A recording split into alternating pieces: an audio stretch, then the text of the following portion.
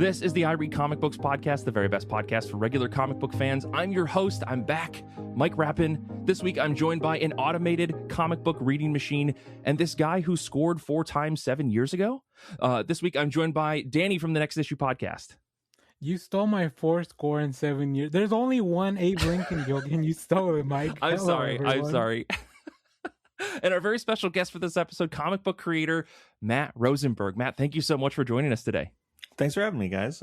I'm excited to be here. We are super pumped. I'm super pumped to talk about comic books today. It has been months. I've been sitting in my house, just had a baby, sitting at home for 2.5 months, doing nothing but reading comic books, changing diapers, helping a baby go to sleep, do all the things that parents are supposed to do. But I've been reading comic books, and I'm very excited to finally have someone else to talk to about them who isn't just a child who can't say anything back. Like, I talk to Charlene all the time about comic books, and she just looks at me and smiles, and that's it. And I'm like, great, you're gonna love these things. But finally, some adults that I can talk to comic books about. Very excited. But before I continue rambling about them, we have a special guest. Matt, for folks at home who may not know who you are, could you tell us a little bit about yourself? I mean, we've been big fans, but maybe somebody's for the first time hearing you for on this podcast. Yeah, my name is Matthew Rosenberg. I'm an Aquarius. I like puppies, and I make comic books, I guess, is probably the thing that feels more relevant to your audience. Okay. I can cook a good hamburger, if that matters. Like, I'm pretty good at that.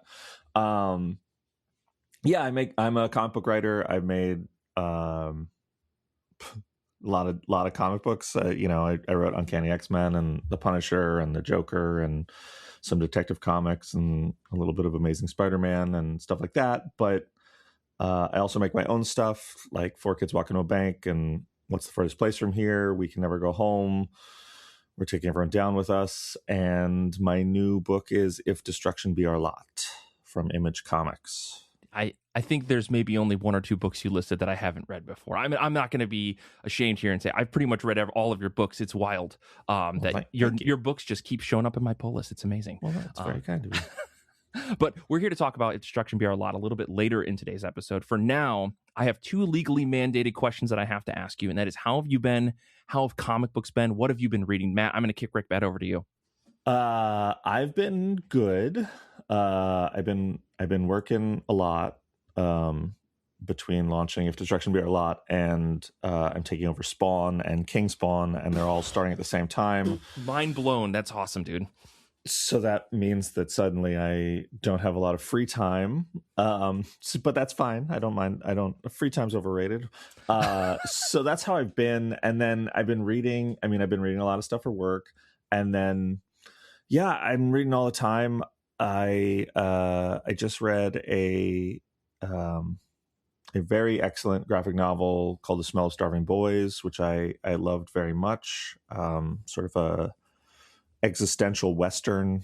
And that's been great. I've been really digging that. In single issues, I don't get to single issues as much. I'm more of a trade guy, which I know is, some people will judge me for, but a little shame. It's just I read a lot, and so jumping around in like 60 books in single issues is always a nightmare, I find. Other people's brains are good at it, mine is not. But I've been reading. I really like the Phantom of the Opera book, and I've been enjoying that a lot. And so yeah, that's what I've been reading lately. Nice, man. How did you come across this? The Smell of Starving Boys. What's this book about? Yeah, it's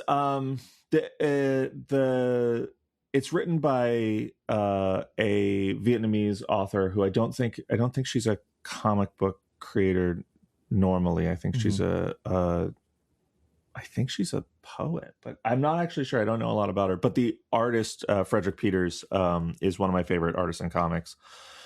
He's made a bunch of stuff that I really love. Blue Pills, Sandcastle, Amma. If you've never read Amma, it's like maybe my favorite sci-fi comic of all time. It's just brilliant, and I love his work, and so anytime he's on something, I pick it up. And Smell of Starving Boys came out a couple of years ago, but I've just been saving it for when I felt really good, and after the the announcements of all the books and everything was sort of out, and it was all the stuff I'd been working on in secret was revealed. I was like, I deserve a treat. I deserve something nice, and so I pulled that book off the shelves. And yeah, it's awesome. It's a Western about these surveyors who are going into the West to sort of explore, and they're going into Indian territory, and it's just this sort of surreal existential Western. It's beautiful, and I don't know, it's sort of hard to articulate exactly what it's about, but it is wonderful, just sort of poetic and strange and lovely. Yeah, I mean, just the cover looks beautiful. I mean, I can't say that I've heard of either of these creators before. So I guess I'll have to give this a look, but I appreciate you bringing it up, man. Love it. This is the thing about the show that I love the most, is that I always end up just adding to my to read pile, but it's almost always really, really good shit. So I appreciate that a lot. Yeah. It's, I think that there's, I've in the past couple of years been really into a lot of the stuff that feels like when you go to like France, there's a whole, like, you go into the comic shops in Paris and there's just all this stuff that's gorgeous and amazing looking in genres that we barely get here. And you're just like, I don't understand what we have to do to get this. And this feels like one of those books. It feels like you're just like, oh, it's just like a beautiful Western. We barely get Westerns. We barely get that stuff, which is, oddly ironic that books about the American West don't come to the America as much. But this just feels like one of those books. And so I got a kind of thrill out of it because I think it's not, I think Self-Made Hero published it, who everything they make is awesome. They're British and stuff, but it's a translation. But yeah, I don't know. I just there's something about these books that, like, it just has it's hard to articulate. It has a feel of a book, like you're like, oh, it feels like you've discovered something. Like it feels like a little bit of a hidden thing. Yeah. Which is always fun for me. Like, obviously I love, my Spider-Mans and Batmans and stuff like that. But when you find that thing that you're like, oh, I just don't know that I'll see this again on a shelf for a long time. When you see it, it's very fun to me. Absolutely. Yeah, I mean, this is my constant thing on the show here, is that I'm always bringing up Avery Hill Press books, because it's like every time they put something out, I'm just like, how is this only available in the United Kingdom and through their specialized Kickstarters? I'm just like, can I get these here like regularly? And I know that some shops do, but like, I feel like in New Jersey it's tough. I don't see them very often. I love Avery Hill. That's totally true. Like, I totally feel that the same when I'm like, oh, when I'll go to a store that carries Avery Hill stuff, and I'll always be like, oh, in February was the big comics retailer, Comics Pro, which is like the big retailer summit. And I was talking to Lunar, who distributes most of the publishers, and they're the big boys in distribution. And they were like, yeah, we're bringing in some new people and new companies. And I said, who are you bringing in? And they said, oh, we brought over Avery Hill. Avery Hill's going to be distributed by Lunar. And I was so excited and was just like, oh my God, there's so much stuff that I've like want to get. And I'm always just like, do I mail order this from England for an arm and a leg? And they're like, oh no, it's all coming over. So that's awesome. Yeah. I love their stuff for sure. Yeah. I mean, that's the thing that kills me on all their Kickstarters, is like, I feel like I have to buy like 2 or 3 books on the Kickstarters to justify the like $24 shipping. I'm just like, all right, we got to make this worthwhile, right? That's great. I'll keep an eye out for this other book, man. The Smell of Starving Boys. I mean, it looks beautiful, like you said. I think you sold me on it. But Danny, I'm going to kick over to you. How have you been? How have comic books been? I've been doing very well. It's a good weekend for comics for me. We have a local convention this weekend, Dallas Comic Show. So I was there yesterday, pretty much not the whole day, but a lot of for a big part of the day. I went into the morning, I got some commissions, and I came back, picked them up. I got to chat a little bit with Nick Pitara, who's the current artist on Bizarro Year Zero. And I got some really cool original stuff. I'll show you guys later. Like, heck yeah. He gave me a page. So he recognized me from doing the video for Bizarro. And he gave me like, it's not like the original page, but it's like a big thumbnail, like I guess his layout page of before he did the art. And I was like, are you serious? I was like, so he's like, yeah. So he's That's very such a cool, cool very thing to cool have. guy. Yeah, Yeah. it's incredible stuff. And then he's like, "Do you mind if I spoil the book a little bit for you? I got pages for issue 2." And I was like, "No, please go ahead. I'll take a look." So That's that was great. great. I got to see a bunch of people. Sam Lofty too, who's doing a book from Ignition Press with Rob Gilroy, which is pretty gross, but that's kind of their vibe, anyways. So yeah, good day for comics. I love going to that convention because it's like small enough where you can kind of hang out just for a day and get everything done. And it really focuses. Big part of it is comic books, which I also really appreciate because sometimes the bigger conventions lose track of that with the TV folk and the movies and all that. So Listen, New York City Comic Con is great. Okay, Danny, just leave it alone. Will you leave it alone, all right? I mean, that one has at least its own. They're like, we're gonna put all you comics folk over here to the side. You get your little basement, and you can stay down there. I know. Yeah. I know. But Matt, you've been to New York City Comic Con before, right? Yeah, it's my hometown show. Yeah. I'm from here. Yeah. I'm actually a big lover of New York Comic Con. Yeah. I haven't been in a while. I've been outside it a bunch. Okay. But I haven't done a con in a long time. But when it comes to town, it's 4 subway stops from my house, so I have to go meet people all the time. You kind of have no excuse then at that point, right? Yeah. I feel like this one writer has to kind of go to New York Comic Con this year. Yeah. I feel like I'm gonna be dragged in for sure. I'm going to San Diego, which is my first convention I've been to in 6 years. Whoa. Okay. So I'm a little bit like, well, if I'm there, I guess I'm doing this again. So yeah. Should be interesting. I mean, you can make it down to Dallas and go see Danny. I promise. He's told me nothing but good things about the conventions down there. So, just saying, if you're looking to travel too, I did a show in Dallas a bunch of years ago, and it was great. It was really good. And we went to a baseball game, and that was really fun. We went to it was me and Donnie Cates and Joe Quesada went to a baseball game, and in the car, Joe was like, "Oh, well, Charlie's gonna come." And I looked at Donnie. I was like, "Who's Charlie?" And he was like, "I don't know." And I was like, Joe said it like we were supposed to know who that was, and we were just like, "Oh." And then we showed up, and we were waiting to go to our seats or whatever. And then Charlie Cox walked up, and we were like, "Oh, it's Charlie." And so we went, and he had a buddy with him, and we were sitting there. And I think the high point of the game was like he was sitting down in front of us by the balcony. And I turned to Donnie quietly and I said, "We should try and throw him over the balcony and see if he really is Daredevil." And he definitely heard that and definitely like turned back and was like, "Hey guys." And we were like, "Hey man, I'm not actually going to throw you over the balcony. That was a joke." But he was super nice. He was great. That's awesome. Yeah. I mean, wasn't the first clue that he wasn't blind? I mean, yeah, look, there was evidence there that he wasn't Daredevil, but you got to test. Sure. That's how Daredevil always does things. Is like, is he really Daredevil? Is he not? You never know. You never know. So I wanted to test it, but no. And the fact that he heard us made me think, well, it seems like he is Daredevil. Okay, interesting. It was a good time. That is an excellent segue into what I've been reading, actually. So, thank you, Matt. You're making this very easy because I read this week Daredevil Yellow by Tim Sale and written by Jeff Loeb, letters by Richard Starkings.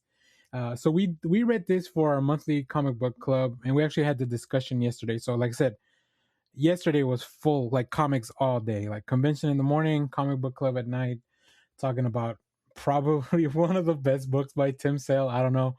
I'd have to go back and rank them, but just when you think that Tim Sale's art cannot get any better, this book does like an ink wash for the coloring that you don't really see in his other books. Most of his other books are like traditional colors, but this looks incredible. And then just the fact that you get to see Daredevil in his yellow outfit and kind of how they bring everything, like, I will say the one thing that we all kind of agreed on, this is not a book I would recommend to like a first time reader, because it does require you to at least have a little bit of knowledge of like why Matt Murdock is writing this letter. So he's writing some letters to Karen Page, who at this point is dead, but he's working through some stuff on his own. and it kind of retells some of the classic Stan Lee stories from back in the day and recontextualizes them for the time. I believe this was from like 2003 or 4, or 2002. But yeah, so it brings all those stories back into trying to fit it in with the Frank Miller canon that he's established also since then, because Frank Miller obviously changed a lot of the Daredevil origin, which, interestingly enough, there's not really any Elektra, which I guess it makes sense because you wouldn't write a letter talking about one of your girlfriends to your other girlfriend, right? So, but it's a lot of fun. Just like definitely not something like, this is not intro Daredevil. This is like, you need some context to understand why Matt's going through this. But he talks about his dad for like the first issue for a long time, and man, Tim Sale, just that boxing match that he draws for his last fight, it's incredible. And just like, yeah, everything. The Purple Man's in there, and he's just as skeevy and gross as you would probably think that he's gonna be. But the book is great, and I love the whole color series by Tim Sale and Jeff Loeb is amazing. Like, they did Spider-Man Blue, the Hulk Gray, Captain America White. There is a Silver Surfer Black book, but that's not really from them. But I will recommend it. Donny Cates and Travis Moore did an amazing job with that story as well. But yeah, so Daredevil was it's been on my mind because of the show, so like it was fun to kind of revisit that. Nice. I think this is the only one of the color series I haven't read, so maybe I should actually go back and read it. But sorry, Matt, go ahead. No, I was gonna say I read it when it came out, and I don't know which order I read them in, but I remember sort of being like so in love with Tim Sale's work in all of them, and just being like blown away, and each one being like, well, I'm kind of like, I get it now. I get what they're doing, and like hyper focusing on a color and all these things. Like, it's going to sort of lose its charm. And then each one I was kind of like, yeah, this one was as good or better as the last one, which is always, as a fan, rewarding, as a creator, frustrating to just be like, man, these guys just get better and better, and that's hard to watch. But it's a good problem to have. So I love all those books so much. I maybe love their Batman stuff more, but yeah, I think the Long Halloween to me is probably the best thing they did together. Mm-hmm. Yeah, same. Which is funny because I tried to get into the Long Halloween a couple of times, and I was like, there was just something that I couldn't get past. But then when it finally clicked, and I think I got to that page where you first see Selena Kyle, and I was like, okay, I get it. I understand. So yeah, it's one of my favorites too. So yeah, anything by these guys, incredible stuff. Nice. Well, let me talk about a book that I've been reading. I've actually been reading a lot, as I said. 2.5 months off with a newborn means that there's a lot of crying and then a lot of sleeping. So like downtime is trying to read comics. I watched all of the Secret Lives of Mormon Wives for some reason. Somebody told me to watch that, and it is the worst thing I've watched in a very long time. Reminds me of when I was in college and I was like really obsessed with that VH1 Flavor of Love show. Did you guys ever watch that way back in like early 2000s? I'm aware of it, but I didn't watch it. I don't know. I wouldn't recommend it. I'm not saying that anybody should even go watching this stuff. Just I needed something that I could just turn my mind off, Sure. at night, and as I was taking like night shifts. But I did read a bunch of comics. I read tried to get through some stuff on my backlog pile, like Bootleg Spider-Man #2 by Marty Keene, who worked on the zine. Batman and Robin Year 1 by Mark Waid and Chris Samney. I read all of Die Loaded that came out, or at least 2 through 6 or 1 through 6 by Kieran Gillen and Stephanie Hans. Phantom of the Opera by Tyler Boss and Martin Simmons. Ex Utero by Charles Forsman. In Your Skin. I just read that on Wednesday. Oh my God. Aditya Bidikar and Sam. Oh my God. That book is crazy.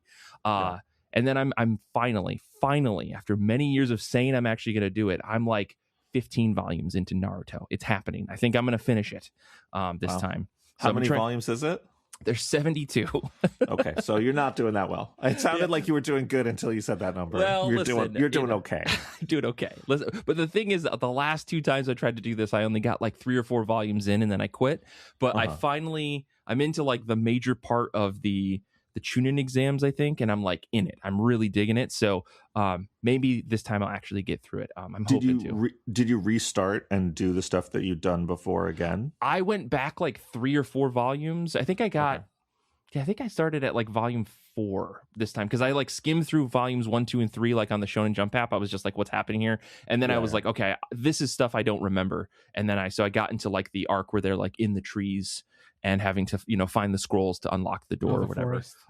Yeah, before the big tournament fight, which is like, that's where I'm locked in. I'm like, okay, now they're fighting each other. This is cool. This is why I love Dragon Ball. This is why I'm going to love Naruto, I guess. Literally no idea what you're talking about, but it sounds great. Oh, okay. The way you asked it sounded like you were familiar with the work, so I was like, no. I mean, I know the books. I know I know they exist. I've just never read them. All the huge manga, because I try and like read a lot of everything, so, and I'm also like obsessive about finishing things when I read something. So like all of the epically long manga scares me off because I'm just like, I can't read One Piece because it's, you know, or Bleach or any of those things because it's 7,000 volumes. Right. I don't have time to do that. So like, it's very rare. Like I've read all of Lone Wolf and Cub, and I've read. I mean, that's a pretty decently long series, though, right? Yeah. Like, yeah. No, it's 21 volumes or something. Yeah. It's like no joke. But like, I'm trying to think if there's anything else that I've done No, everything I do is like shorter. Like Akira, I have Akira, but like, listen, respect. I totally get that. Value your time, dude. I totally get it. I just like, I get scared because I'm just like, well, because I jump around. I have a weirdo system where I'm like, well, I'll read like a Marvel or a DC book, and then I'll read an indie book, and then I read something for work, and then I read like, that's how I structure it. And I'm like, well, if like my indie book is like Naruto, I'm going to be reading it for like 2 years. Like it's just going to be like Batman, Naruto, you know, Spawn comic, Batman, you know, like whatever, something else, Naruto's, and I'm just like, I can't do that to myself, and so it scares me off. But I respect it. I wish I could. Yeah. I mean, listen, there's plenty of other shorter manga series that are better. I'll tell you that. Sure. Like, that's the thing. Like, Naruto, there's a thread in our Discord that I've just been, like, posting some of the worst screenshots of this series into. Just I'm like, I can't believe that this got published. But then again, it came out almost 30 years ago, and that's totally different time in Japan, right? It's kind of bonkers. So I'm not loving all of it, but in my head, I'm like, I want to get to the end of this so that I can understand the context. Because, like, I watched Neon Genesis Evangelion for the first time, like... Here's me with like a 4-week-old, and I'm watching like existential dread on my TV right at night. Yeah. And I'd never seen it before. When he logged the third movie, I was like, "You all right, Mike? Like, do we need to chat?" Listen, it was bouncing between Neon Genesis and Secret Lives of Mormon Wife. Like my mind was in a different state. Okay. What a whiplash. But no, so I watched through all that just to like, I really wanted to get to the end to like understand the cultural impact of this series, right? Because like the scene of Shinji in the chair is like a thing that you see mocked and memed to hell, and I'm like, I don't understand the context of that. Realizing that like that's not even the most important moment of the series, it's like all this other stuff. So like I've been trying to push myself to finally get these huge things that feel daunting to me off of their read piles and say like, and again, I'm not reading Naruto every day, but I'm trying to read at least 1 or 2 volumes a week just to like keep up with it, because eventually like I just want to be done with it so that I can actually feel like I've got this under my belt. Like I got caught up on One Piece during the pandemic because I like was working, but I had nothing to do. So I just read like 100 chapters like every week, you know?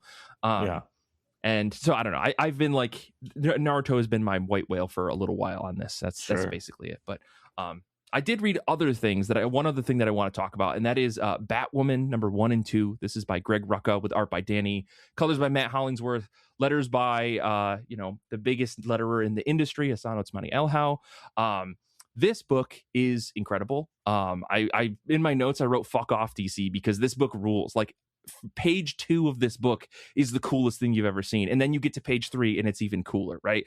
Danny is an unbelievable artist whose work I'd seen before. I met in person at New York City Comic Con last year, and I was very impressed by the stuff that I saw from her. And then I saw this book and I was like, oh, this is like another level. And I think it's working with Matt Hollingsworth to make these pages just look so damn good. I mean, she has a way with her line work where she uses negative space in a way that I don't think anybody else in the industry is doing.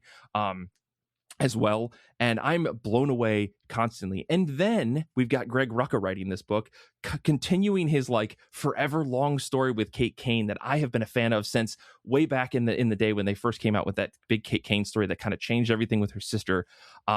And yeah, this first issue, the first issue was incredible. I was immediately on board as a big fan of this series, and the second issue just keeps it going. So like I cannot express how much I love this. Now, the question is, do you need to have read all that previous other Kate Kane story to understand this book? I don't think so. I think the way that this book is positioned is in like we're learning things and we're remembering the past in a way that is very, very informative and smartly done for readers. So if you haven't read any Batwoman, I think this is a great book to pick up, and you're going to be happy regardless because it looks fantastic. And I know that's half the sell on a lot of these books. So I really like how dark and gritty it is. I really like the mystery. I really like how punchy the book is and how, I don't know, like ziggy and zaggy it is. It's just a fantastic first 2 issues. I'm super duper pumped to keep reading this. Danny, I know you're a fan. Matt, sounds like you're familiar with this as well. Yeah. I mean, I'm a huge Rucka fan. Greg is amazing and one of my favorites. And I read everything he does. And he was actually he was on. I have a podcast that I do sometimes, and he came on it. And before it, I was like, I don't actually know what you're working on besides The Forged. He was working on The Forged, and I was like, I don't know what else you're doing right now. And he was doing some movie stuff. And then, like right before he started, he was like, "Oh, I'm doing Batwoman." And I was like, "What?" And he's like, "All right, you want to get started?" And I was like, "Whoa!" And so I had all these like, "What's he doing?" So like, I had to do the whole episode and then like finish it. And I was like, "So what are you doing?" And he's like, "Oh, I'm doing Batwoman with Danny." And I love Danny. She's awesome. And yeah, I've just been a fan of hers forever, and she's really great. So I've been very excited for that book for a long time, and I did pick up the first issue and loved it, and then was like, okay, I'll just get the trade now. If you really want to experience Danny's negative space use, like Invisible Man. So I forgot that I have a commission from her from New York City Comic Con of my Gambit. Sorry. Oh yeah. Keep going, Danny. Yeah, that Invisible Man book from Skybound. Danny's art is like the perfect artist to get to do an invisible person where you have to worry about everything else around except the actual character, right? Yeah. And I also think all the next level books that are coming out from DC have been great. Like I was thinking like, there's no way I can read all of them just because my wallet cannot support that. But they're so good, and I'm like, how do I even pick? And then Jeff Lemire drops Fury of Firestorm, and it's like the best book I've read all year, and I'm like, holy shit, this is incredible stuff. So plenty to catch up on for you, Mike. So I know this is that DC Universe Infinite subscription is putting in work, I think, for me in the next couple months. I'm very excited. But yeah, everyone should go check out Batwoman. It's fantastic. I really think that like it is one of the best books on the shelves next to like Absolute Wonder Woman, Absolute Batman. Like DC's honestly killing it right now. And I'm a self-proclaimed like wall of X-Men. Gambit's like my favorite character kind of person. And I'm reading so many DC books because they are just kicking ass right now. It's unbelievable. So I mean, it just, the trend continues. We'll see. I thought it was just going to be a 2025 thing. It turns out it's very much a 2026 thing for me as well. So, I guess we can move forward on the show here. And I think I've got one other thing to talk about, which is we've got some folks hanging out with us today live on Discord, listening to the episode. Shout out to Nick, who is proof listening today. He's got a pick for this week, which is going to be Hellboy, In Love, Black Eyes. And we've got Simon hanging out with us today, who was reading Batman, Green Arrow, The Question, Arcadia. I don't know what that book is. Danny, Matt, can someone enlighten me? If you like gritty books like Denny O'Neil stuff from the 80s, like this is a throwback to that, and it's just like, how are the capitalist Batman, the very liberal Green Arrow, and the conspiracy theory Question, how do they work together to like unravel this human trafficking / big crime thing? It's really, really good though, but it's definitely a love letter to that era of these characters from back in the day. And it's a self-contained black. It's Gabriel Hardman, right? Yeah, Gabriel Hardman's doing it, and it's incredible work. The art is also on top of that. The art is fantastic, and it's Black Label, so you're like, you don't even have to commit to anything. It's just like, this is it. You can just read that book on its own. Obviously, he's drawing and writing it together. Yeah. And I think it's finally done. I believe it's done now. Yeah. So yeah, and they'll sure, I'm sure they'll have a great collection. DC's collections are, especially for the Black Label stuff, incredible. Like worth your money for sure. So yeah, those like slightly oversized hardcovers, the Black Label like hardcovers that are a little oversized, are so nice. I have like all of them on my shelf right there, so I can just turn and look. Yeah.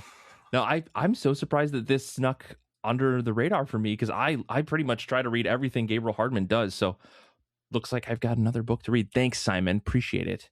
But back over to you, Matt. What is on the top of your pile this week? What are you reading next? Again, I feel like everything we talk about is single issues, and I'm like, no, that's listen, that's totally fine, man. I mean, we usually it's usually a combination. Danny and I just happen to pick some single issues. I just started reading Charlie Chan Hock Chye by Sunny Liu, which is so good. I was like, I'll just start it last night. I was like, I was going to bed at like 4:35 in the morning because I work at night, so I like work late, and I was like, yeah, I'll just start it. And then I was like, oh, the fucking sun's up, like like I've been reading this for too long. So I that was gonna be the thing that I was excited to read, but now I've read half of it. But it's amazing. It's this biography of a fictional illustrator. Like it's this super detailed biography. It's got interviews with him, and it's got all this like life. It's his life story, starting with very young, and like it's got like samples of his early drawings and stuff, but none of it's real. And then like he's doing like him trying to figure out how to launch like a comic strip and a magazine, and it ties into like all of the political stuff that's going on. So there was like sort of a the rise of communism and this sort of revolutionary bend where he lives, and so he's like getting involved in that and commenting on sort of colonialism, and like he's like doing a newspaper strip that everyone's getting annoyed because it's like becoming more political, but it's like all these animals in the jungle, and the art is amazing and like so versatile and so smart. It's just really fascinating book to just like it doesn't feel like it feels like watching an amazing documentary about something that you've never heard of, but like then you're like, but it's a comic and also it's fake, and it's just this like incredible level of detail to it. It's so intricate. I've really been loving it. Man, I just was looking at the website. I was looking at the Wikipedia article before we started recording today, and I was like, I know I've heard this name before, but I didn't realize that it was like a fake thing. I think something about that just blinked in my mind. So it's really fun. It's so convincing. And because there's so much like just detail of like interviews with like people he worked with and people he grew up with, and like stuff that like all the time I'm just constantly like, it's kind of crazy that this is fake, because it really does not feel it. Like it feels like obviously so much work went into it, but it feels like there's actual interviews in it. It feels like there's like, there's like archival stuff, like archival art, and it's all like damaged, and like there'll be like panels missing or like tape on it and stuff. It's so fun. It's so cool. Did you read Mary Tyler Moore by Dave Baker when that came out? Yes. Okay, that's giving me similar vibes in a lot of ways. Okay, very interesting. I'll have to give this a look too. I just bought Dave and Nicole's new book. Pumpkinheads. I got it yesterday. Yeah, they were just on the show a couple weeks back. It's a great episode to listen to. I wasn't on the episode, but they're always great to have on the show. I wasn't. It was great, and the book is amazing. So yeah. And then I think Halloween Boy's coming out too from Oni in a couple of weeks. I got an email about it the other day, and I was like, "Let's go, Dave!" Yeah, great stuff. Yeah, Dave's great. Well, let's see. For me, I picked up this book called Harpy. This is from Living the Line Press. Never heard of it before. I saw Jesse Lonergan every once in a while on Instagram will post like, these are the books that I'm reading. I saw the cover for this, and I immediately had to have it. Something about just like the entire vibe of it like fits, and it turns out it's like definitively like my shit. Like it's a spy mystery retrofuturism thriller, and I'm like, I'm in. The synopsis that I pulled, because I don't know how else to describe it, is be careful who you hunt down. You might find them. In 2064 Cape Town, clouds roll down Table Mountain into the city bowl, letting the neon signs and burning lights take over the evening. The seawall keeps the tides at bay. The ramparts keep the townships out, but nothing keeps the bodies from dropping into the night. One cursed saps detective, Gunny Yanfeng, is in the case but this murder is not like others. It seems to expand everywhere and even reaches into Gunny's own past. Getting to the bottom of this one is going to cost her, and Gunny has nothing left to offer. I mean, I'm immediately in, right? You see this on the shelf at a bookstore, and I'm like sold completely. And this is a big old, thick, beautiful looking book just from paging through it. So I'm super pumped to read it. Like, definitely like the thing that I'm into right now. Yeah, I love his art so much. Everything he does. He did an Image book that I don't remember the name of because it's not words, or it's not words in English. I don't remember which it is. Okay. But he has an Image book that I really loved, and so when Harpy came out, I was like really excited. He's amazing. Yeah, EPHK is the creator on this. I don't know if I'd not seen their work before or what, but yeah, this is looks fantastic, and it's a, like I said, big thick book, and I love having one of those just to sit down and read for an entire day or two. They're doing art on Tiger's Island, which is like a exploitation type of comic, and it's really cool. Like it looks the way that it should for an exploitation comic story. So it's really, really great. So when I saw the name, I was like, I've seen this before. And when Matt said like Image, I was like, oh, okay, maybe it is. And so, yeah, Tiger's Island. What are they? I mean, indie comics. I mean, we're gonna get into it with your book, but indie comics have been really kicking ass recently. For sure, absolutely. Well, Danny, why don't we go over to you? What's on the top of your pile, and then we'll bug Matt a little bit about this book he's got coming out. Sure. Well, with the indiest comic of them all, maybe no. This is.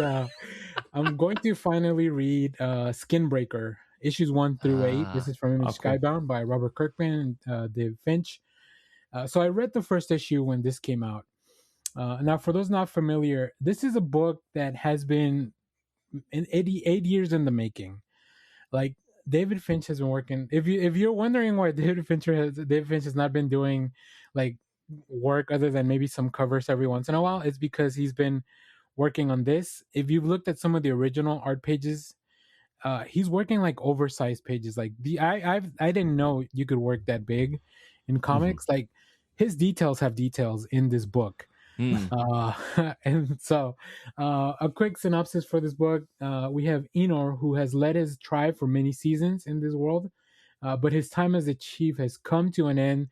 He wields the mighty Skinbreaker, which is like one of the coolest swords you've seen in comics probably, and at his age he can barely lift it, right? So even though he's reluctant to pass it on, Enoch, he's supposed to take over, but there's going to be a power struggle. So it's like kind of like a big Game of Thrones in this fantasy world, but everything looks so cool, and it's like there's these creatures and there's alien world, and like I said, probably some of the best Finch work I've seen ever. I'm sure it's his magnus opus. So yeah, I read issue 1 and I immediately was like, this is only 8 issues. I have to wait. Now, sure. You were talking about single issues. Like for the most part, I read a lot of single issues, but there are books that I'll wait for the thing to be completed or the collection, just because I feel like the stories read way better that way. And I think this is definitely one of those. So I'm very excited to get through it. Robert Kirkman loves doing a big hook at the end of the first issue. I know. And he's really good at it. He's the best. Really he's maybe the best at it in the business. Yeah. So like, yeah, I'm so ready for this. I can't wait for Wednesday when this comes out and I can finally go get, like, I don't want to say I want to get it over with, but I'm just like, my brain's like, you've been waiting for this for so long. So I want to get into it. That's very exciting. I, for some reason, always conflate this book with like the Avatar movies, and I don't know why. I mean, like they feel like the same level of like epic scale for some reason in my head, though the genre is like very, very different. I do have 2 quick shout outs to books that are coming out on this Wednesday when you're listening to this as well. Wrestle Heist number 5 from our friend Kyle Starks, who we just had on the show. It's great. I read it, but when I read it, we had the comp that was not colored yet. I'm really looking forward to seeing the book like fully finalized. And then the other thing that I have gotten a chance to read this thanks to my DC friends, Swamp Thing 1989 number 1 is coming out. This is where Swamp Thing meets Jesus, and the 80s couldn't handle that, so they didn't publish it. And the writer was like, well, fuck you guys, I'm not finishing this. But I read the book. I think the 80s were just soft. Like, I don't know why this book got canceled. There's nothing about it that I'm like, oh no, sacrilege or whatever, other than like Jesus is on the book, but like it's also with Swamp Thing, so like I don't know. I don't know. Yeah, it's really funny because it's just like right after that book, there's all this Vertigo stuff that you're like, oh, there's like preachers coming out. And it's like, well, the Son of God is going to go kill God. And there's like a ton of Vertigo books like that. And you're just kind of like, I don't know what happened in this Swamp Thing book, but it's got to be heavy. Right. But yeah, I'm really excited for that. I've been, that's one of those things that everyone always talked about of like, well, there's a Swamp Thing book that got buried and never finished. Yeah, because his run this was supposed to be the last arc of his run, and it never got published. So yeah, very exciting stuff. I'm glad DC's doing stuff like Something's having a big year this year somehow, because he's also crossing over with Tinian's Something's Killing the Children. So yeah, it's such a funny thing because like DC is having such a historic run right now. It's so awesome because it's like they're not just doing one thing well, they're doing kind of everything well. Like the Vertigo books are good, and you're like, well, usually when the Vertigo books are really good, it means the main line isn't good, but like the main line is really good. And then there's Absolute and Black Label, and you're like, well, that would make you think the main line isn't good. And then they're doing like stuff like this where it's just like, well, this is like old throwback revival stuff, and like it's awesome, and people are like, oh, I've been waiting for this book for 30 years, and like just to watch them sort of check every box in like what they could be doing and being like, yeah, we're just crushing it across the board was really fun. Like it definitely is getting people excited, but also like putting people in shops, which is really cool. Yeah, my wallet's the only one upset about all this success. Yeah, no, it's not great on the economic front as a fan, but as a people in the industry, it's fun to see. Luckily, we have options. We have DC Infinite. We have the library. The local library is a great resource if you don't mind being a little behind. Sure. So, yeah. Yeah, man. And I do want to do this for the first time. I want to shout out Sweet Shop. If you're going to buy Wrestle Heist 5 this week, you should go buy it on Sweet Shop. And if you don't have access, give me a call. We'll make Skinbreaker as well. Skinbreaker, all these Image books. Just saying. We love Kenny. We love Sweet Shop. But we're here to talk about If Destruction Be Our Lot, and it's a new book coming out from Image. I guess, Matt, could you tell us a little bit about this book, because Abe Lincoln's on it and I don't understand what's going on there, man. Abe Lincoln's in it. It's just a biography of Abraham Lincoln. If you don't know who he is, it's good to know. He's a historical figure. You should read up on it. If Destruction Be Our Lot is a new ongoing series for myself. I co-wrote it with my brother Mark. The amazing Andy McDonald is drawing it. Francesco Segala coloring it. Hassan Otsmain Al Howe is lettering it. So it's always fun to be on a team where I'm the weak link. I really like that. That's a good position for me to be in. Sure. And this book has that in spades. So that's nice. But it's a story of a future where humanity has gone extinct, and all that's left are the robots who've inherited the earth, and they go about their daily routines, doing what they were always supposed to do. The bus drives its route, and the breakfast robot goes and makes breakfast, but there's no one to get on the bus and no one to eat it. And all the robots are pretty much happier because humans are annoying and difficult, and not having them get in the way of everything makes doing your job as a robot easier. Except for one robot is not happy, and that robot is the animatronic Abraham Lincoln, who has escaped from a theme park and is wandering the world sort of aimlessly, looking for his purpose and just sure that there's something missing in his life. And from there, it's just his adventure. It's something happens in the first issue that sort of sets him off, and he goes on this. It's the start of this epic quest for him that is about finding his purpose and hopefully making some friends and maybe accidentally saving the world in the process. And it's a big sort of sad, fun, weird, epic, ongoing saga. And I feel like it's the kind of book that we sort of set out to try and make a kind of book that they don't make so much anymore, which is just like this idea of like meet the characters, get introduced to the world, and then just show up every month and go with them on a quest. I feel like that's, I think about stuff like Concrete or Love and Rockets or ElfQuest or books like this, where it's just like you're showing up every month and they're just like there's a purpose, but they're really just, you're spending time with them, and they're going on this odyssey, and it's about as much about the journey as the destination. I think a lot of books these days are more, high concept driven and destination focused, of like at the end of the first issue you're like, well, this is the plot and this is what has to be resolved in the last issue, and we're not quite doing that. There is a final issue and we do have a point that we're getting to, but it's more, we're hoping people come along invested in the journey, and so it's a little bit sad and a little bit funny and pretty damn weird book. Yeah, I absolutely can agree with all of that. I think like I usually, like to your point, I think at number one, you get a lot of questions answered by the end that keep you interested. I feel like I left this issue one with more questions than answers in a good way, right? Like there's so many things that happen in the first issue that I was just like, no, but I need to know more about that thing, but we've changed scenes. Like there's a big thing that happens very early that I was like, wait, what was that? And we've moved on in the story because we have to follow this bus or we have to follow this other thing. And I really need to know more, which is why I'm into I want to read issue number 2. How did you and your brother Mark sit down to like conceptualize this book, and like what made you choose this direction rather than like another way that you could have easily ended with like a big number 1 hook, like a Robert Kirkman book or something, and instead was it at a Chuck E. Cheese? Which it was not at a Chuck E. Cheese. The Chuck E. Cheese has been discussed a lot, but no, it was not. I don't think either me or Mark has ever been to a Chuck E. Cheese. Also, like we grew up in New York, and they didn't have them here when we were kids.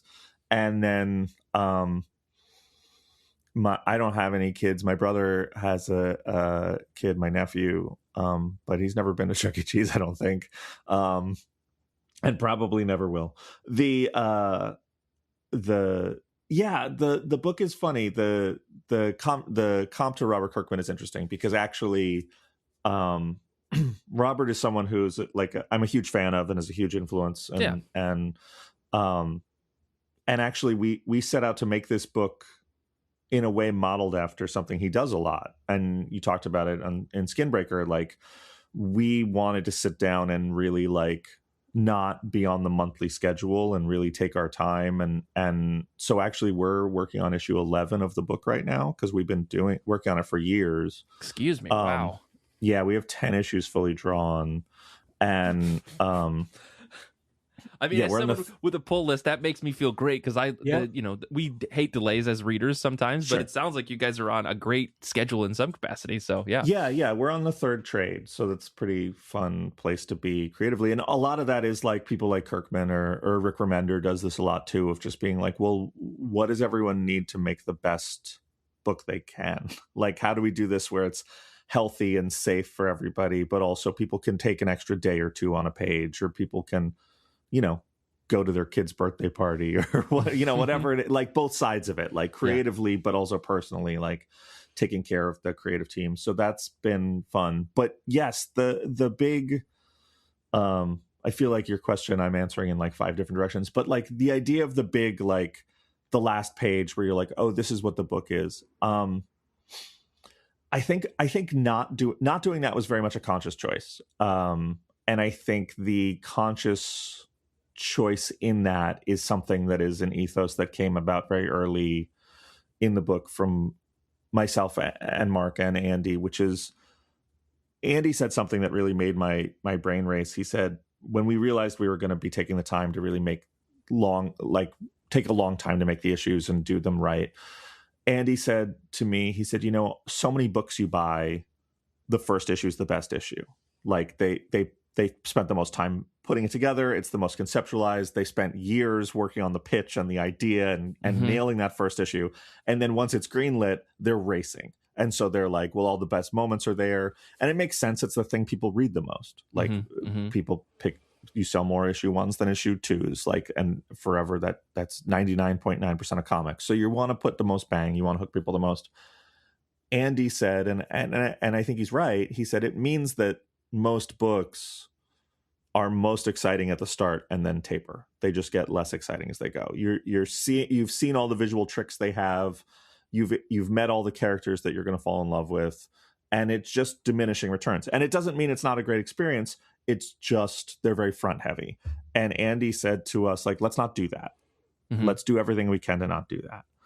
and he's really lived up to that. Francesco's really lived up to that in terms of the art. Like issue 1 is, I think issue 1 is a beautiful comic. It is the worst looking issue by a lot. Like these guys really like, there's stuff by issue 3 and 4 where like I'm showing it to other artists and they're just like, I had multiple artists I showed pages to where they were like, how long did it take him to draw this page? Like people keep coming back to that because there's so much detail and there's so much world building and character stuff. But we also wanted to do that too. We didn't want to be like, we're going to ask you a question in issue 1 and then spend 20 issues answering it. We're going to ask you a lot of questions. We're going to change what you think the book is constantly and be evolving it and changing the setting and changing the characters and changing the world and changing the tone and all these things.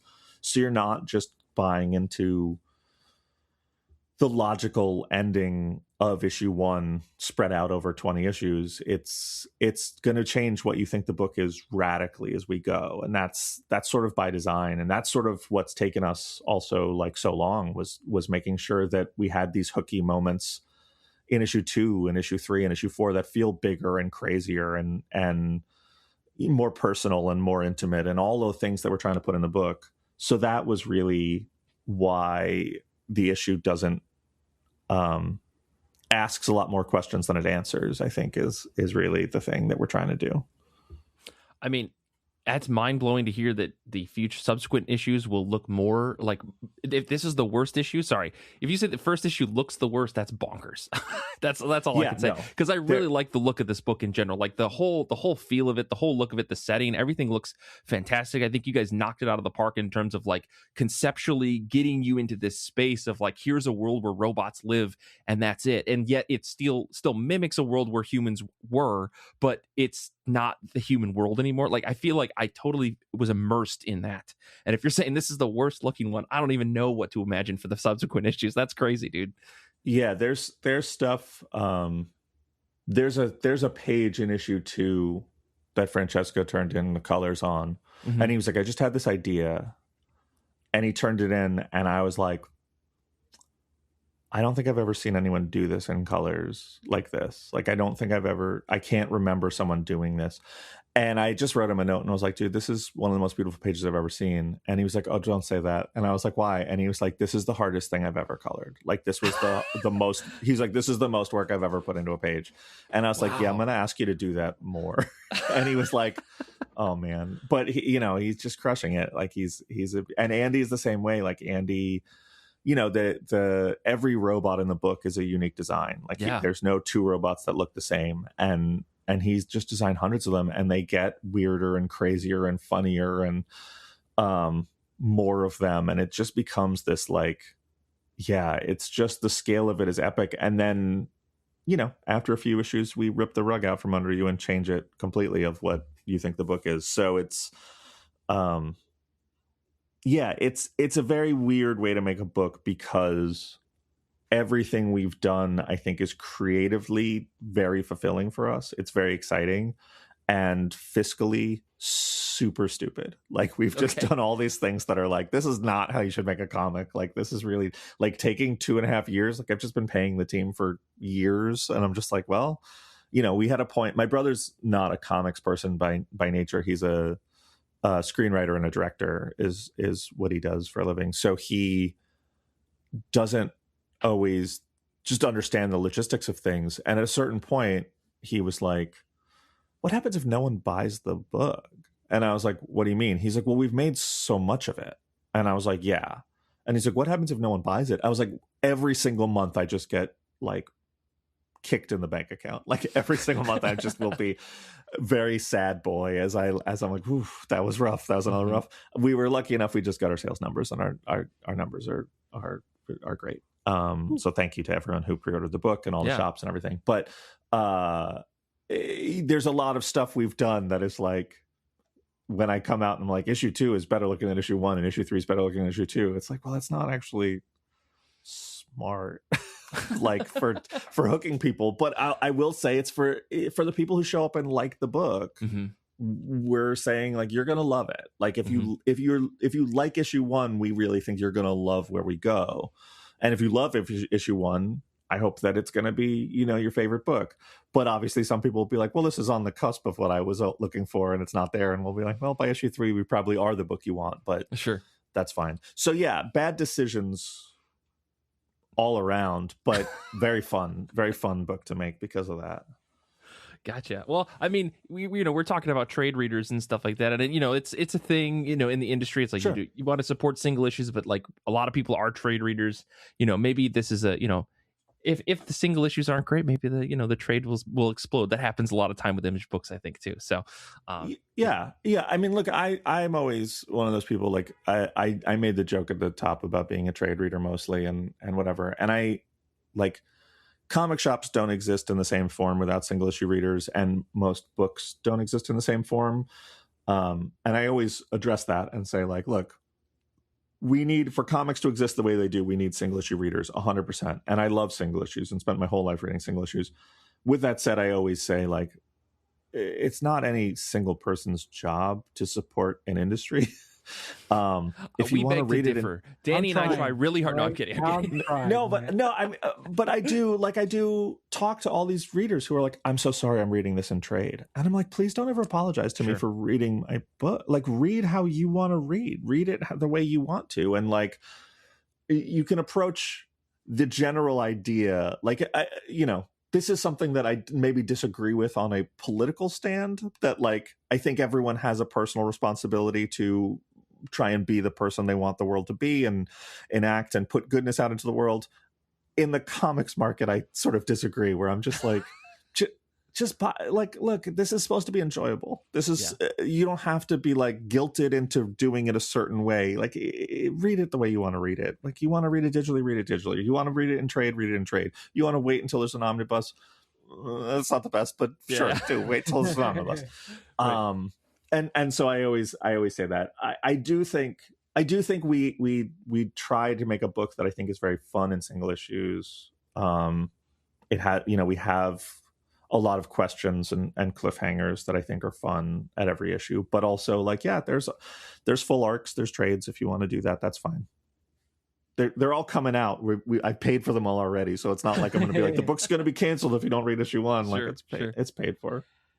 Yeah, I mean, and for folks listening, this issue does come out on the Wednesday release of this episode, if I'm not mistaken, or maybe the following week. Is it out the 6th, May 6th? Oh, so it'll be out in a week from this episode's release. So you have time to go to your shop and ask for it by name. When you go Free Comic Book Day, tell them, oh, can you also pull this for me because I forgot to pre-order it, and then hopefully you still get one.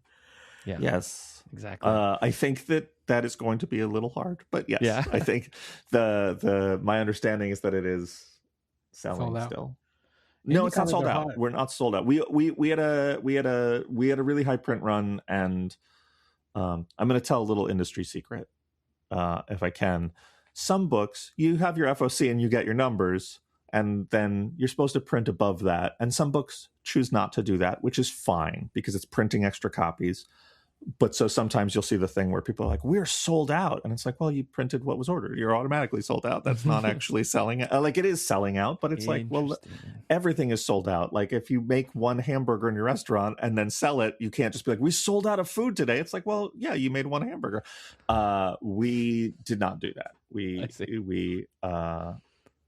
Image is not a big fan of that model, and we are not big fans of that model. I would rather people read the book than have a big hype of this book is sold out. And so I was like, please overprint the book, make sure that there are copies for people who did not order it on FOC.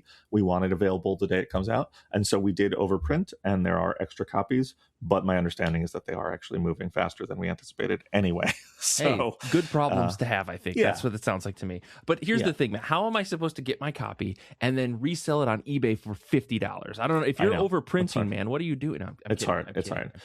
I mean, there is the speculator boom and all these books that people are very excited about, and that's cool. I don't think we're that type of book. I think you will be for the week it comes out.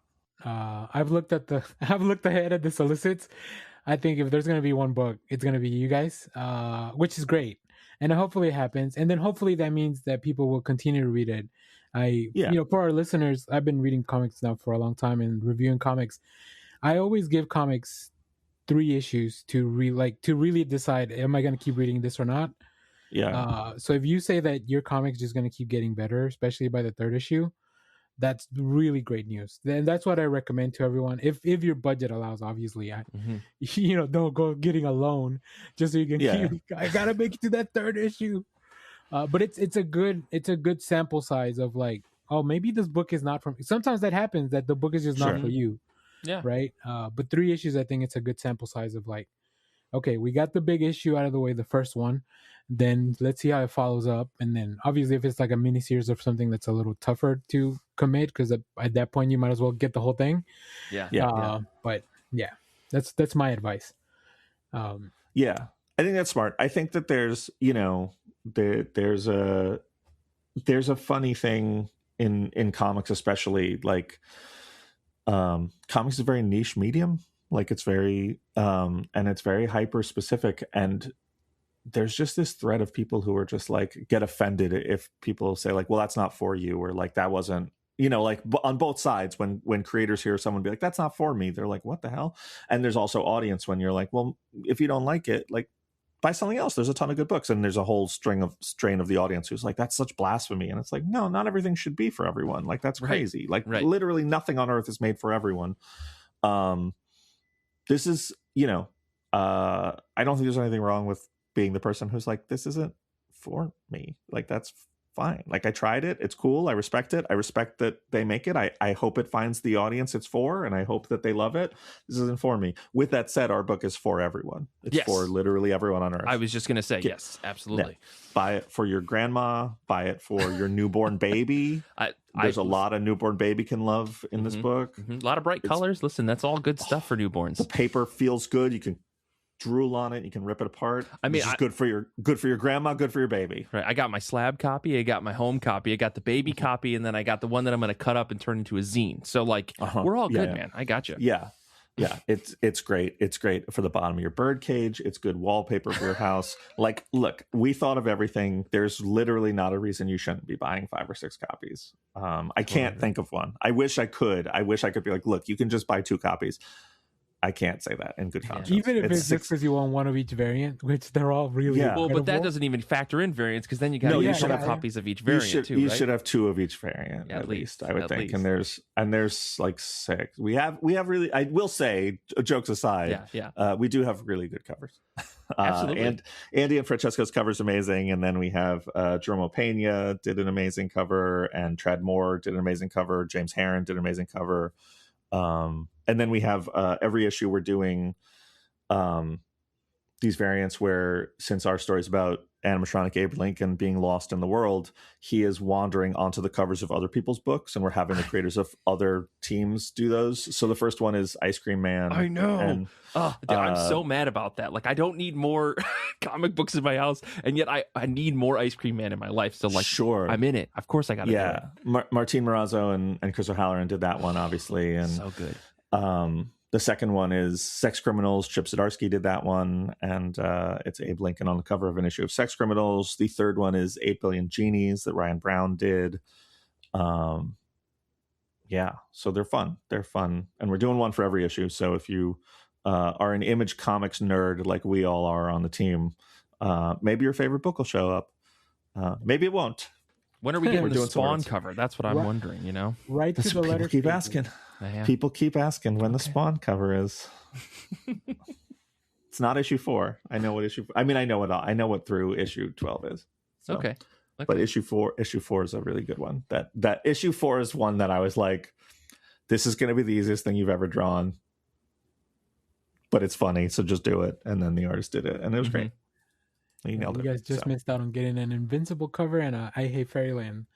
I know. Well, that's the problem, is that like those covers are awesome, and I love the Image the cover months that they do for all those books, and I love those books. I love Invincible. I love I Hate Fairyland, but we're always trying to get the creative team from the book to do it. And I was like, well, Scotty wasn't going to do one for us for I Hate Fairyland, and Ryan wasn't going to do us for Invincible. So then I would be like, well, does that even count then? Like, can we count that if we do it? Like, that doesn't feel right. Like, that breaks our mold. So I don't know. I don't know if we would have done them if we hadn't missed it. I don't know.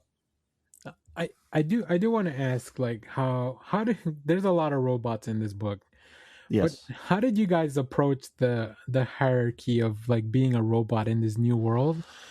Because there's some bullies in here, and I'm like, Yeah. yeah. So there's sort of two things. One, when we first started talking about the book, my brother and I had this idea that isn't in the book, that basically everything would be networked together. All the robots would be like share an intellect. Yeah. And they'd be so incredibly advanced that basically we were like, they're kind of like God. Like the lamppost and the mailbox and the bus are going to know everything. And Lincoln would be removed from that. He would not be in the network. So he would be. And then we were just like, well, that's a very different.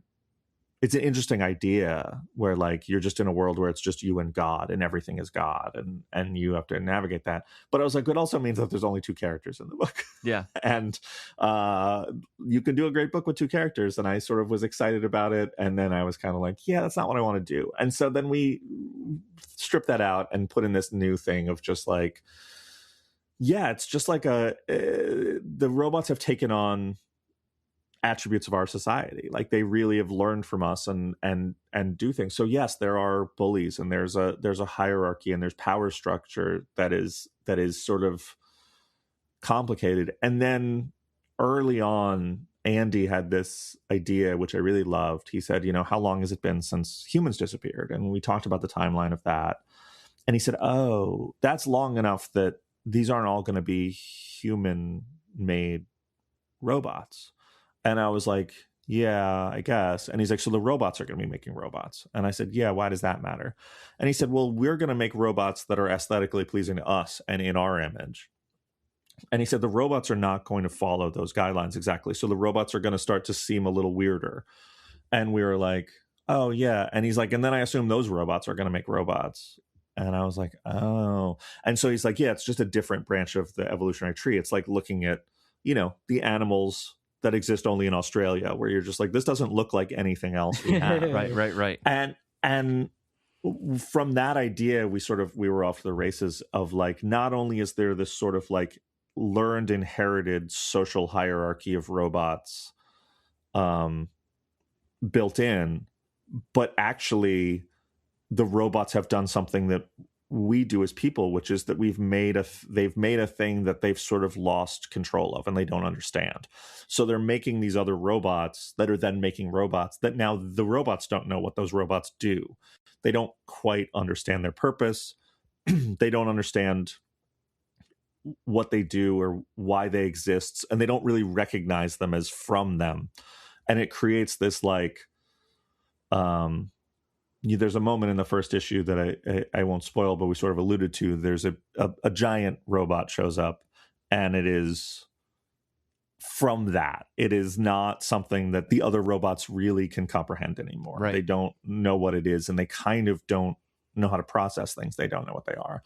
And so it's this giant thing that is doing its own design, and it's become so you have sort of two ideas. You have this like inherited social hierarchy that's learned from us, and then you have this thing that is not learned from us but is the mistake we made of just like making a thing that you lose control of. And the robots have done that mistake too, and lost control of this thing, and it creates this other whole hierarchy of power and social strata that doesn't fit anywhere. They don't fit together, and that's part of the drive of the book. Is like the book in a lot of ways is about sort of loneliness and isolation and the problems that come from that, and the solutions we have to that, and the need for people to connect. And so these robots are living in very busy cities full of robots, and they're talking to each other, but they're all talking sort of a different language, and they're not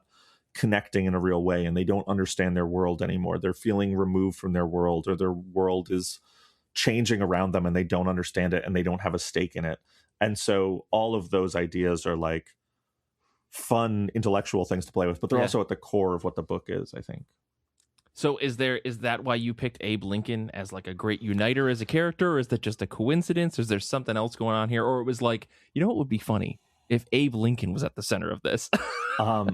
No, it's sort of the opposite. That Abe Lincoln is at the center of it because I thought it would be a funny idea at one point randomly to just be like, the animatronic Abraham Lincoln from a theme park is wandering the earth without humans. And that's the start of the book. It actually became this very complicated problem because Abraham Lincoln is such a recognizable figure and people know so much about him that people assume there's these things in the book, that they assume that it's going to be a comment on Civil War and slavery and abolition and all of these things, that it isn't exactly about those things. Sure. And so then we spent a long time trying to be like, well, should it be someone else? Like, should we take Abe out of the book? And we ended up realizing that it's just as fun to sort of subvert what people expect as it is to use it. Right. And so, yeah, some of those things later came up because we're like, well, there is this idea, like Lincoln is a figure who what people know about him besides the actual things he did is that he's a figure of great empathy. He's a person who really carried the weight of the world on his shoulders. He felt very much the weight of slavery. He felt very much the weight of the Civil War. He felt very much the divide in the country and died for those things. And so we are realized circuitously that like he's interesting to have as a main character because these divides and this loneliness and this separation, he's someone who a reader will automatically know that he is empathetic to, that he feels it, that it weighs on him. And that was a sort of a fun way to put it all back together where it made sense. Yeah. I mean, it's interesting to see him written that in some ways like that, where I think, to go back to your point earlier of like robots are in this world and they're kind of growing independently from what humans expect them to be something else. And I think like with the character like this Abe Lincoln robot walking around, I think you feel this tear between like, there was the world that he originally existed in, and then there's the world now, and he has obviously existed in it, but he struggles because I think he's still looking for what the expected world that he came from was, where there are people who want to listen or want to hear what he has to say, and now they don't, and he still doesn't know how to handle that. It's very interesting to see that play out. Yeah, he's, there's sort of two parts to that I think are very fun and integral to the book. One being that, like, for the most part, the robots still have their purpose, that they're, the bus's purpose is to drive a route to the bus's thinking. It's not to move people. That's a byproduct of it. Its job is to drive the bus route. Whether people get on or not doesn't matter. A bus is not. And like a breakfast robot's purpose is to have food prepared, whether people want it or not. And so all the robots are doing their purpose, but they're missing one key element of it, which is the human level to it. But Abe his job is to educate and entertain, and all of the robots sort of know everything that he knows. So he's not educating anyone, and they all find him annoying. So he's not entertaining anyone. And so he really is without a purpose in some way that is slightly different than the rest of them. But also, yes, he is existentially both Abraham Lincoln and also aware that he's not Abraham Lincoln. So he is feeling the loneliness and the isolation that Lincoln felt, that Lincoln has talked about in his letters, that he was like, yeah, he's a man who tore a country apart, like for better or worse. I mean, for better, but he's feeling that because it's sort of programmed into him, but also he's feeling it because he's living it again. Yeah. There was an amazing moment for me when I realized early on that I was like, oh, so like he's kind of Lincoln and he's kind of not. He's aware that he's like, he has all these thoughts of Lincoln and he has all these memories programmed into him of Lincoln, but it also means that he knows that he died and that he was assassinated and that the country didn't really come together the way he wanted it to, and it didn't heal, and a lot of those wounds are still very raw and open. And I was like, man, what a amazingly tragic figure. Like, more so Lincoln is like a tragic figure, and then I was like, now imagine being a copy of Lincoln and being like, all these great things I did and also they didn't quite work and then they killed me for them, is like so he comes to it with an extra, like, he's Lincoln with an extra sprinkle of sadness added to him. Man, well, we're very much looking forward to this book. But Danny, I've been asking all the questions. I'm going to go over to you. Well, I think we'd be remiss if I didn't ask about Spawn a little bit for Okay. Myself and then a lot of our listeners. And the one thing I want to ask, I've always been intimidated to jump into Spawn. I've tried a couple of times. It's just such a long running book, and I don't know if this was ever on your mind when you were going into this book. Like, I don't know if that influenced your writing. Like, how is Spawn trying to welcome a new audience with, when you start on what is it, issue 376? No, it's a huge thing. It's a huge part of what I'm trying to do. I think to sort of go into that, I have to go back a little, which is that, Todd, when Todd hired me, when he first reached out, obviously I was honored, and I'm a big Spawn fan, so I was very excited. And he's Todd, so he's as much of a legend as our industry has. Yeah. And I said to him very early, I said, could we do a new number one? Because I spent so long at Marvel and DC that that my brain, they just taught me this is what you do to sell books. And Todd was very quick to be like, no, I've spent 30 years getting here. We're not throwing it out. And I was like, oh. And I said, well, I just thought it would make the book pop a little more and sell better. And he said, if you want the book to sell better, make a better book. And that, of course, is the ultimate when one of your all-time heroes just throws down the gauntlet. You're like, all right, let's go. Todd just challenged me. Let's do it. I respect that, right? Because I feel we are in a sea of new number ones all the time, and I think we as readers feel fatigued sometimes to be like, of course, you got to start with this number one. No, not the one from 2023, the one or 2024, the one from 2025 is where you actually want to, that, and that's tough, right? So I respect that a lot. No, I have nothing but respect for it, and I'm glad I asked it, and I'm glad that I was humiliated. I mean, Todd didn't say it to humiliate me. Yeah. But it was a moment, a humbling moment of understand what you're taking on. Think about what you're taking on. This isn't a new Miles Morales Spider-Man. This isn't a new whatever. Characters I love. This isn't a new, whatever Flash. This isn't something that we're resetting every few years. This is, and that's baked into Spawn so much. And yes, it is an intimidating book. It is dense. It is full of lore, and it has the added factor of the fact that Todd hasn't written all of it, but his hand has been on the wheel, at least to some level, for 30 plus years. And so it is very much a singular vision in a lot of ways. It's gone different places and different people have steered it, but it is it's a very creator driven book in a way that most of these things are not. Early on, I said to Todd, my first pitch, he's been great and we talk all the time and he gives me feedback. And my first pitch, I turned it in and I was pretty excited about it. And he was like, no. And that was it. And so I was like, fuck. And I was like, hey, can we jump on the phone and talk about this? And I was like, I just need more than no. Yeah. That doesn't. And he was like, this feels like you're trying to write like me. And I was like, well, yeah, it's your book. It's you. And he said, if I wanted a book written by me, I'd write it. And he said, I hired you because I want a book written by you. And that, I was like, okay. And we talked about that for a long time. I think we were on the phone for 3 or 4 hours talking about that and just what that meant and all these things. And I came back and I said, look, I love everything that came before. I respect it. I'm incredibly honored. When I was writing X-Men, I never for a day didn't forget that I'm adding a thread to a quilt that goes back to Jack Kirby and Stan Lee, Spider-Man going back to Stan and Steve.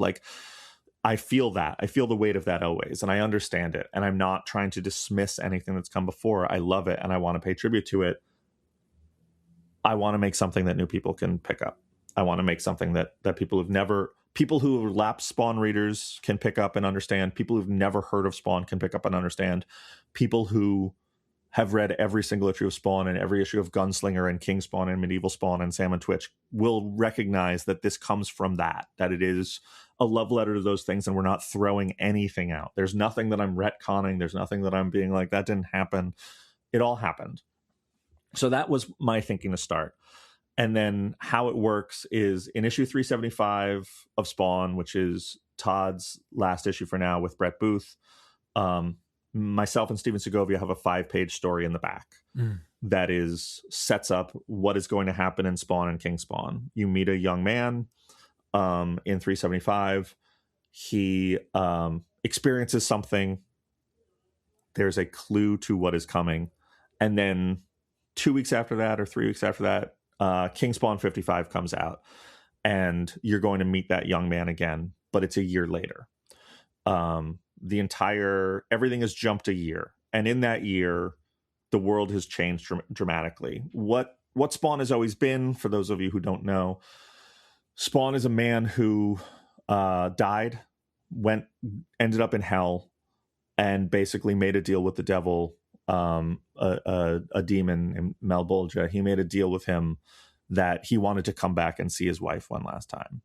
And he was given that deal, but like deals with the devil, it had strings attached. He came back 5 years later, and he is horribly disfigured. His wife has moved on and married someone else and has a child and a family, and he is a monster at this point. And then he has entered, from that point, that is the start of Spawn, and from that point he is launched into a war between heaven and hell that has been going on for the history of humanity and before, and humanity is the battlefield. Earth is the battlefield for this war. What our book does in the year that's happened since Spawn 375, in King Spawn 55 and Spawn 376, that war is over. Heaven and hell have left Earth. They've abandoned it. The battlefield is done. One would think that the Earth no longer being a battlefield for the forces of good and evil would be good. It is not good. We are a planet that has now, if you were a religious person, everything you believed was proven to be true. You've found out that heaven and hell are real, and that they no longer care about you. They have no longer invested in you. If you are a good person, you don't go to heaven. If you're a bad person, you don't go to hell. They're gone. So you're having a real crisis of faith. If you're an atheist or a agnostic or someone who doesn't have faith or believe in things, your worldview was like also shattered. You found out angels are real and live among you, and devils are real, and everything you thought was wrong. And also that kind of doesn't matter. So what you're seeing in Where We Go is that there's a massive economic collapse. People stop going to work. People stop caring. The world economy collapses. Crime rates soar because there's no moral backing to any law. There's no consequences. There's no good path to heaven. There's no bad path to hell. Addiction is skyrocketing. All these things. There's also a rise of, there's a power vacuum. The angels and demons sort of enforce a power vacuum. So there's all sorts of different forces that are appearing in this time, in this year gap. There's a lot of mysteries. What happened? One of the mysteries is that Spawn is gone. He's vanished. And so when the book starts, there's no Spawn. Some people are looking for him. Some people don't think he was ever real. Some people think he was a force of good. Some people think he was a force of evil, but there's no Spawn. So when you come into these books, all you need to know is there was a guy named Spawn and he's gone. And that's the start. So the book called Spawn doesn't have Spawn in it anymore. What am I buying? What exactly am I buying here, Matt? You're gonna find out in King Spawn 55. It is a hunt for Spawn. Someone is trying to find him, and in Spawn 376, you're gonna get a clue of where he went. And so these stories are, each book works, again, going back to the thing, each book is standalone. You can read them on their own. You get 100% of a story. They're built to be satisfying. I like to say, and I know this isn't how math works for all of you in the comments, if you read them both, you get 100% of a story here, 100% of a story here. When you put them together, you get more than 200% because there's connective tissue. Yes, I know. Percentage-wise, I'm on a presidential tangent of how percentages work. That's not correct, but you get more story if you find all of it, if you read it all together, and you'll see things cross over, and there'll be things where you're like, that's weird. I don't know what that means. That might be from the other book. That might be from whatever. You don't need to read them if you don't want to. You can read them however you like, but there is a connective thread and a tissue, and you're going to see characters spill over. We're not doing the old, like, there's a cliffhanger in one and you have to go read the other. Right. That sucks. What that is this, sucks. an X-Men book? I mean, I don't want I don't want to make you spend $4 you weren't going to spend anyway to read a comic. Spend the $4 you want to spend. If you read them both, you're going to get a more enjoyable reading experience, I think. All right. I dig it, man. Am I buying Spawn again for the first time since issue 200? We'd love to have you, man. We're gonna see. We got new characters, new supporting cast. We got new villains appearing. There's a group called the 400 who are a villain organization who are going to be at the core of it. We got a whole bunch of new villains, and then a lot of beloved characters are going to start trickling in, and you're going to see some old favorites, but they're going to be introduced if you've never read it in a way where you'll understand who they are. Sure. Or you won't, but you don't need to. And yeah, it's just this mystery. And when Spawn does return, which I won't say when it is, but he's not going to be gone long. I'm not an idiot. When Spawn does return, things are going to be very different for Spawn. New status quo, new powers, new mission, and how the mission plays out in both books is different. They are two sides of a coin.